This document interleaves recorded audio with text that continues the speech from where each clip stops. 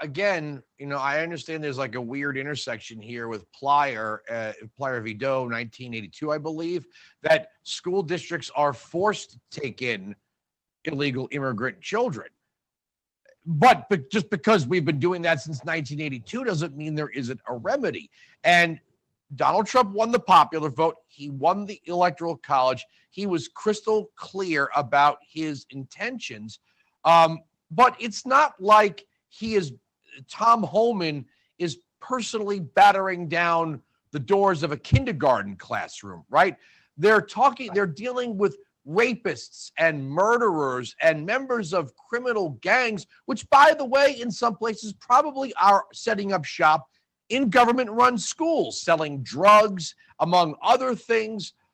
If you've got Tren de Agua, running operations in your school, you should want them removed. You should want them deported. We have enough of our own problems and enough of our own criminals, and it's hard enough to run the schools in this country. You don't need international problems.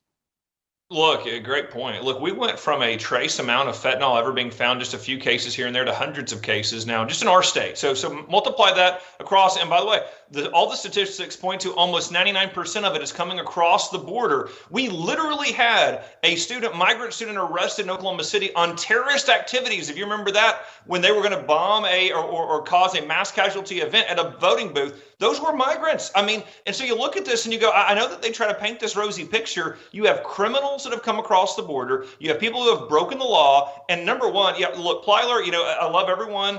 The left focuses on that. That's a Supreme Court ruling. Well, guess what? We can challenge those. Just because the Supreme Court said something doesn't mean that is law. That is precedent. It should be challenged. That was an absurd Supreme Court decision to say, hey, sorry, schools, you got to take in all the illegal immigrants. You got to pay for it. By the way, you can't ask questions. Well, what do you mean you can't ask questions? We've got to know how many illegal immigrants are in our schools. We need to know where they are. That information needs to be given to the Trump administration. And look, that Supreme Court ruling is absolutely ridiculous, and it doesn't bring a common sense solution for the American people. And that's what we're going to continue to work with President Trump to make sure that we end up in a place where common sense rules and we move forward with a way to continue educating our kids without footing the bill for illegal immigrants. Yeah, and Texas has a problem with thousands of kids, if not more, coming across the border every day to attend schools on this side of the border. And it's not even that they're illegals in the country. They're not even like they live in Mexico and they walk across one of the Progreso Bridge or whatever, and they're going to the schools, and the schools feel like they can't do anything about it. And again, this is patently unfair to the law-abiding families who pay the taxes. And again, some of these superintendents or teachers who are racing out to social media and like they're talking to their cameras, I'm going to create a safe space. I got news for you. You get in the way of federal agents, that's a federal crime.